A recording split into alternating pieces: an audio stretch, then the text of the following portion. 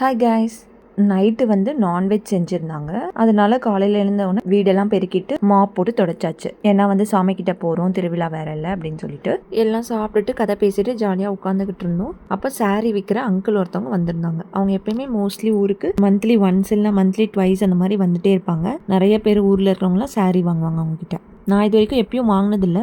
Relatives வந்திருந்தாங்கன்னு சொல்லியிருந்தேன் இல்லையா. So அவங்க வந்து சாரீ பார்க்கணும், நான் கொஞ்சம் சாரீ எடுக்க போகிறேன் அப்படின்னு சொல்லியிருந்தாங்க. ஸோ அதனால் அவர் எங்கள் வீட்டுக்கு வந்திருந்தார். என்னதான் நம்ம சாரீ எடுக்கல அப்படின்னாலும் நம்ம வந்து கேர்ள்ஸ் வந்து எப்பயும் இந்த சாரீ ஜுவல்ஸு இதெல்லாம் நம்ம எடுக்கலனாலும் நம்ம சின்சியராக உட்காந்து பார்த்துட்டு இருப்போம்ல. அப்படி தான் நானும் உட்காந்து பார்த்துட்டு இருந்தேன். எனக்கு பார்த்தோன்னே எனக்கு இந்த சாரீ பிடிச்சிருச்சு. Yellow with coffee colour combination, mustard yellow மாதிரி. இந்த கலர் காம்பினேஷன்ல என்கிட்ட சாரியே இல்லை. அதனால பார்த்தோன்னே பிடிச்சிருச்சுன்னு சொல்லிட்டு வாங்கிட்டேன். கோயிலுக்கு போயிட்டு அன்னதானம்லாம் சாப்பிட்டுட்டு சாமி கும்பிட்டுட்டு வீட்டுக்கு வந்தாச்சு. ஈவினிங்கு ரிலேட்டிவ்ஸ் எல்லாம் அவங்க ஊருக்கு கிளம்பி போயிட்டாங்க. நைட்டு வந்து சாமி ஊர்வலம் வந்தாங்க.